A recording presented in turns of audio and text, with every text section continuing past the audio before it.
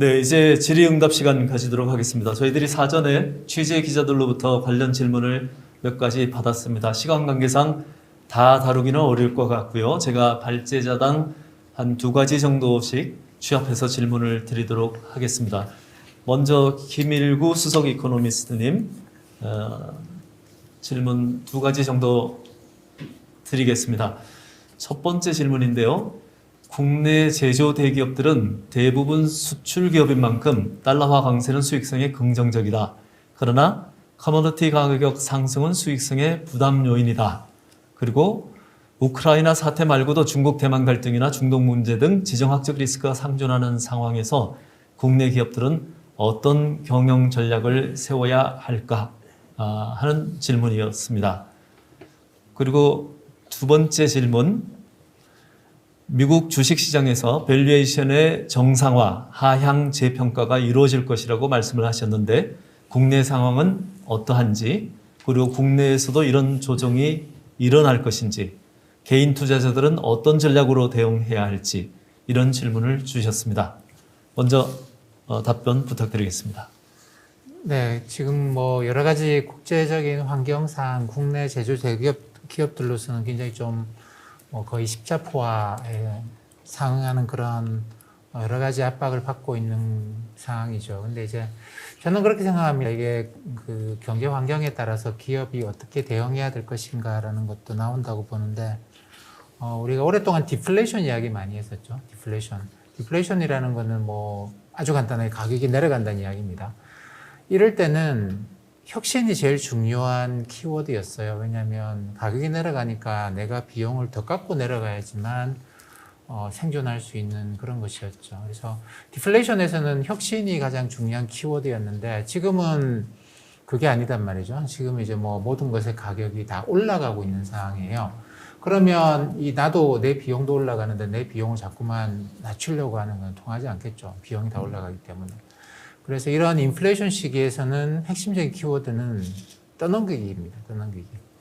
내가 내 비용을 그대로 계속 떠안고 있을 수는 없고, 그 다음 단계로 이제 내 비용을 넘기는 건데, 이걸 이제 잘 넘기는 것과 못 넘기는 것 사이에, 이게 이제 기업의 성패가 결정되는 게 지금 현재와 같은 환경이지 않겠는가.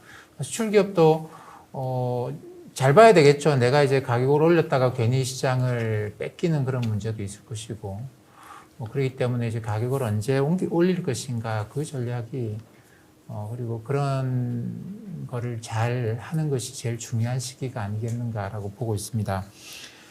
또 한 가지 질문 주신 게 이제 미국 주식시장에서 밸류에이션이 사실 팬데믹 때문에 금리가 내려가고 유동성이 많이 풀리면서 이게 주식의 밸류에이션이 너무 올라간 게 있죠. 지금 그 조정을 받고 있는 중이고, 그래서 미국 시장은 밸류에이션 조정 국면인 것 같아요. 뭐 주가가 S&P 500 기준으로 보면 이번에도 한 13% 고점 대비해서 좀 떨어졌다가 지금 좀 반등하고 이러고 있는데, 전체적으로 한 고점 대비해서 한 20% 정도까지 두고 조정이 좀 올해 내내 이어지지 않겠는가라고 생각을 합니다. 올라갔다가 또 조정받고 올라갔다가 조정받고. 왜냐하면 지난 2000년, 2021년 주가를 끌어올렸던 저금리, 그 다음에 이제 풍부한 유동성, 이런 힘이 없기 때문에, 밸류에이션 조정을 받을 수밖에 없다라고 생각을 하는 것이죠. 근데 우리나라 주가 지수는 이게 밸류에이션 조정은 아닌 것 같아요.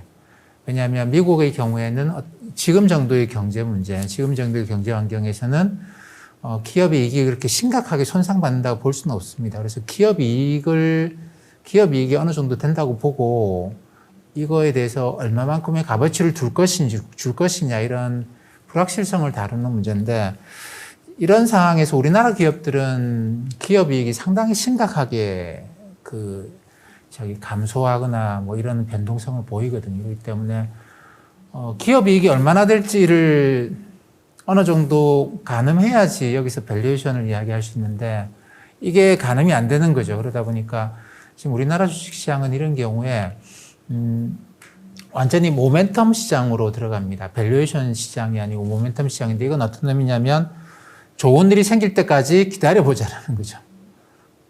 글로벌하게 경기가 좀 개선된다, 중국이 경기 둔화에서 좀 벗어난다, 부양책 쓴다, 이런 거 굿뉴스가 나올 때까지 그냥 기다리는 거예요. 그래서 이제 미국 시장이랑 한국 시장이랑 사실 너무 다른 시장이고, 미국 시장은 모멘텀에 따라서 경기 둔화 이런 것에 대해서 잘 반응 안 하는 시장입니다. 왜냐하면 그런 것 때문에 기업이 이렇게 크게 변하지 않기 때문에. 우리나라 시장은 글로벌 경기 사이클에 따라서 기업 이익의 변동이 심하고, 그래서 지금 우리나라 시장은 경기 사이클이 돌아설 때까지 그냥 하염없이 기다리고 있는 그런 과정이 아니겠는가. 근데 아무래도 좀 이제 뭐 그 우크라이나 전쟁도 어느 정도 끝나고 하면, 팬데믹도 지나고 하면 글로벌 경기가 전반적으로 좀 개선되면서, 우리나라 주가 작년부터 많이 떨어졌는데 좀 반등하지 않겠는가 생각하고 있습니다. 네, 이 플로어에서 들어온 질문은 아니지만 제가 말씀 듣다 보니까 네. 그렇다면 미국은 밸류에이션의 조정이 있을 거다. 한국은 밸류에이션의 조정이 없이 오히려 올라간다는 얘기인가요? 우리나라는 밸류에이션 그 조정이 성격 자체가 네. 뭐 둘 다 조정을 받아왔습니다만 성격 자체가 여기는 밸류에이션 조정이고 여기는 경기가 꺾여서, 그러니까 글로벌 경기는 작년 6월에 정점을 찍고 내려오고 있거든요. 그러니까 우리나라 코스피는 그때부터 계속 내려왔어요. 그러니까 우리나라 코스피는 이제 경기 지수를 따라서 그대로 움직였기 때문에 경기 지수가 반등하면 좀 올라갈 여지는 있겠다. 근데 그게 근본적인 상승이라고 볼 수는 없습니다. 그러니까 좀 반등할 여지를 갖고 있지 않겠는가 생각을 하고 있고, 미국은 이제 올라갔다 내려갔다 움직임이 계속 되겠죠. 그래서 뭐 둘이 겹치는 부분도 있고 서로 다르게 움직이는 부분도 있고 아마 그러지 않겠는가 생각합니다. 네, 조정 측면에서는 우리나라 시장이 먼저 조정을 받았기 때문에 이제는 모멘텀에 따라서 달라질 것이다, 이런 말씀인 것 같습니다.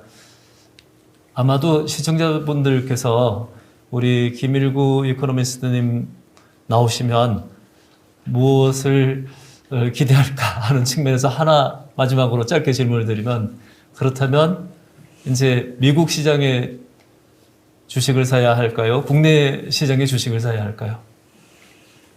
서로 다른 주식인 거죠. 서로 다른 주식이 다 똑같은 게 아니고 다른 주식입니다. 미국은 꾸준하게 올라가는, 그래서 이제 뭐 아주 길게 투자하는 그런 게 맞는 것 같고, 그다음에 이제 한국은 이게 경기 모멘텀에 따라서 오르락내리락을 반복하는 주식들이 대부분이에요. 그래서 좀 어떻게 표현하기 좀 그렇습니다만 조금 더 짧게 경기 보고 사고 팔고 하는 그런 성격이기 때문에 본인이 이제 어떤 성격인가에 따라서, 그리고 이 본인이 운영하는 자금이 어떤 자금인가에 따라서 좀 달라져야 되겠죠. 네, 감사합니다. 제가 너무 추가 질문을 드려서 괴롭혀드려서 죄송합니다. 이제 황영준 변호사님 질문 드리도록 하겠습니다.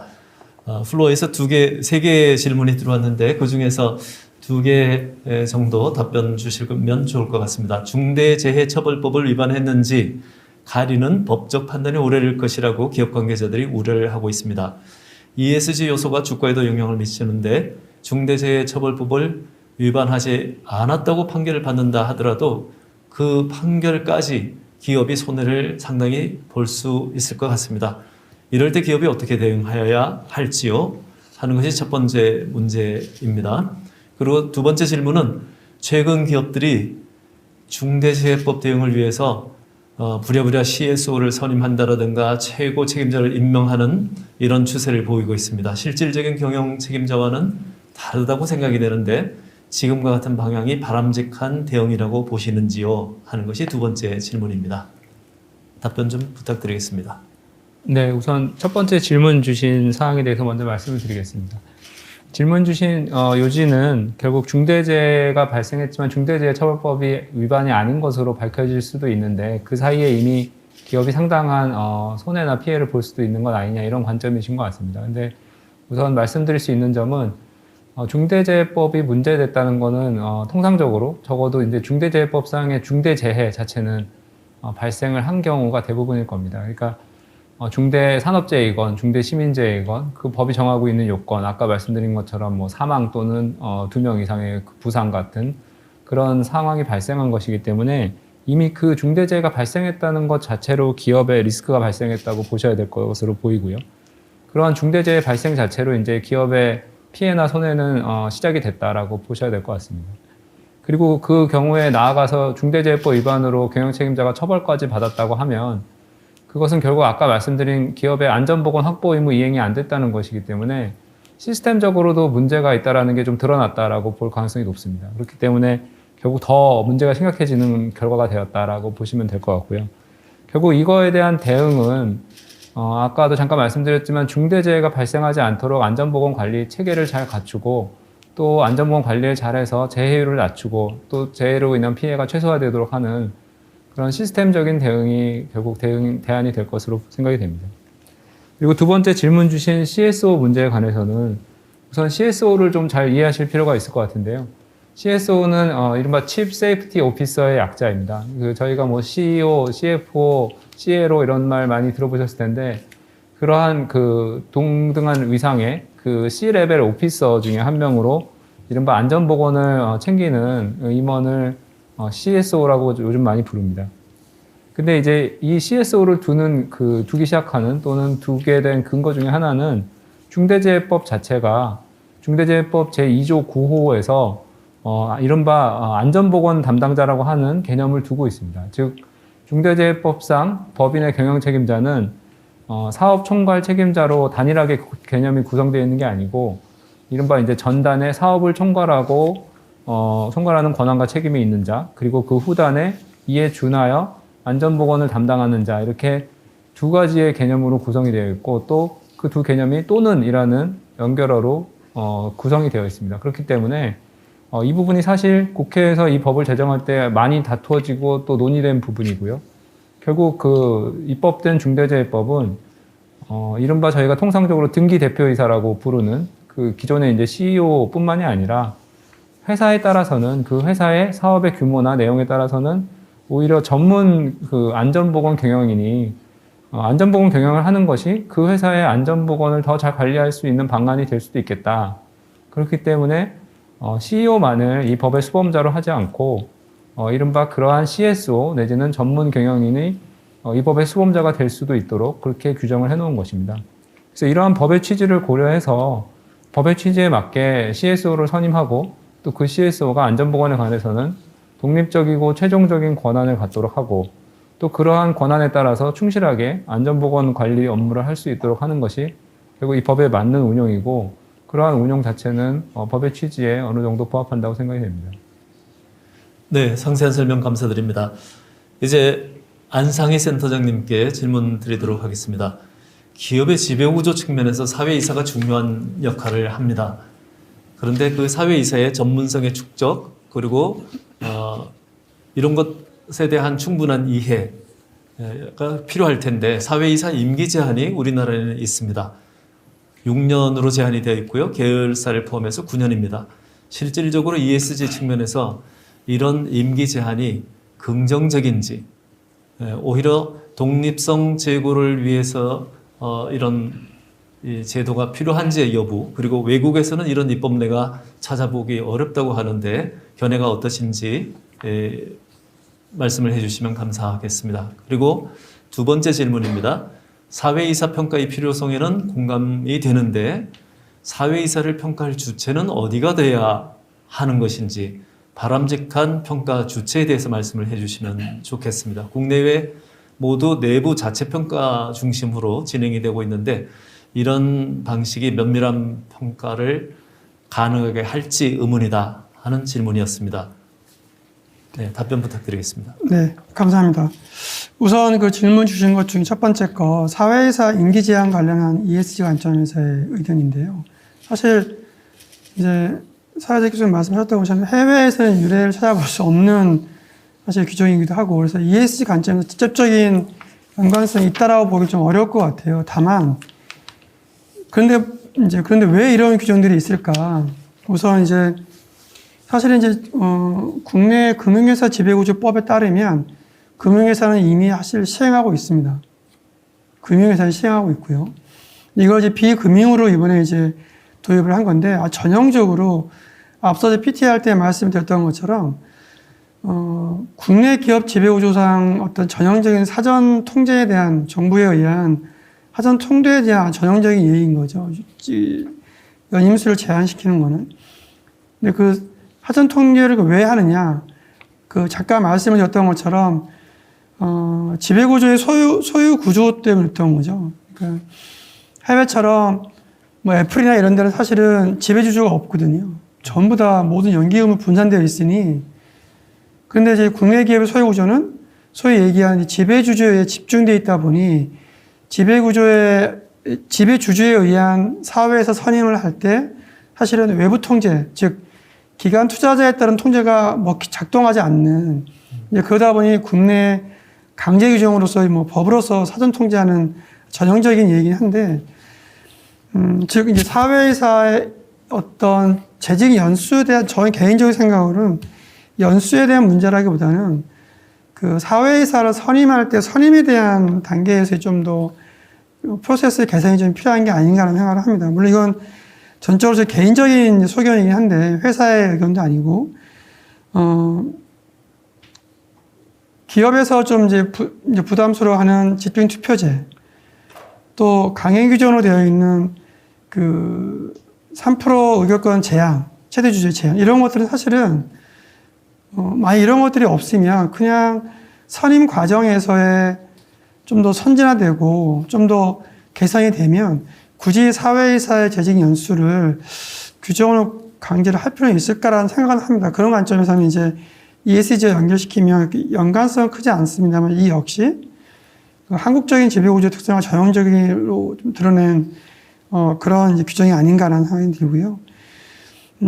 두 번째는 이제 사회에서 평가 쪽에 대해서 주체에 대한 문제인데, 아직까지는 이제 그나마 가장 지배구조가 앞선다고 하는 금융회사들, 앞서 말씀드렸던 4대 금융지주, 나가서 9대 금융지주 보면 거의 신한금융 빼고 전부 다 100% 자체 평가인데, 이게 의미가 있는 것인가 생각을 합니다. 왜냐하면 사회이사는 근본적으로 물론 이제 전문성을 가지고 조언도 하겠지만 경영진에 대한 어떤 견제 기능을 갖고 있는 게 사회이사다 보니 이제 그런 견제 기능을 해야 될 사회이사 신분으로서 자체 평가를 통해서 사회이사를 평가한다 그러면 그게 잘 작동이 될까라는 생각이 좀 들고요. 그래서 뭐 제안을 드린다 그러면 이 자체 평가와 대외 평가가 좀 같이 3자 평가가 좀 필요한 게 아닌가라는 생각을 합니다. 그래서 물론 이제 3자 평가 할 때도 기본적으로 그 회사가 외부 컨설팅 펌을 통해서 이사의 평가에 대한 모듈을 논의해서 결정하고 그 평가를 이행하는 이행의 주체는 사실 외부에 맡겨도 사실 큰 무리가 없어 보여요. 그래서 그런 약간 좀 접목된 형태의 이사의 평가가 좀 이루어진다 그러면 이런 좀 더 나은 이런 이제 사실 국내 금융주주 같은 경우는 이제 4대 금융주주는 전부 다 50% 이상이 외국 투자자가 지분을 가지고 있는 상황이다 보니 그런 걸 좀 해보려고 하는 상황이고, 비금융회사 같은 경우도 좀 일정 부분은 그런 이사의 평가에 대한 좀 준비는 할 필요는 있지 않을까라는 생각을 합니다. 네, 이상입니다. 네, 상세한 설명 감사드립니다. 이제 오늘 포럼 마무리할 시간이 되었습니다. 오늘 포럼을 통해서 세 분 전문가들로부터 글로벌 경제 전망, 그리고 중대재해처벌법, 국내 기업 지배구조 현황, 이 사안들에 대해서 자세히 들어보았습니다. 그리고 이에 대응하는 기업의 전략은 어떠해야 하는지에 대해서도 함께 생각해 보았습니다. 늘 그렇듯이 저는 개인적으로 많은 공부가 되었습니다. 시청자 여러분께도 많은 도움이 되었기를 기대합니다. 코로나19 글로벌 팬데믹으로 발생한 어려움이 이제 서서히 종료되고 있고 세계 경제가 정상화되고 있습니다. 그렇지만 우크라이나 사태에서 보듯이 국제사회의 경합과 갈등이 전쟁이라는 극단적인 형태로까지 진행될 수 있다는 현실을 저희는 경험하고 있습니다. 우리가 살고 있는 현실이 이처럼 언제나 크고 작은 리스크와 위험 요인들이 존재하고 또 불확실성을 배제할 수 없는 상황입니다. 그렇지만 오늘 포럼처럼 우리가 리스크 요인들을 미리 분석하고 대비해 본다면 잘 극복할 수 있을 것이라고 생각을 합니다. 오늘 포럼의 내용들이 이 방송을 보시는 모든 분들께 구체적인 도움이 되시기를 바랍니다. 오늘 발제 및 토론으로 지혜를 함께해 주신 세 분 발표자분들께 진심으로 감사를 드립니다. 그리고 시청해 주신 여러분 고맙습니다. 2022 더벨 경영전략 포럼 여기서 모두 마치겠습니다. 코로나 끝까지 조심하시고 건강한 모습으로 다시 뵙겠습니다. 감사합니다.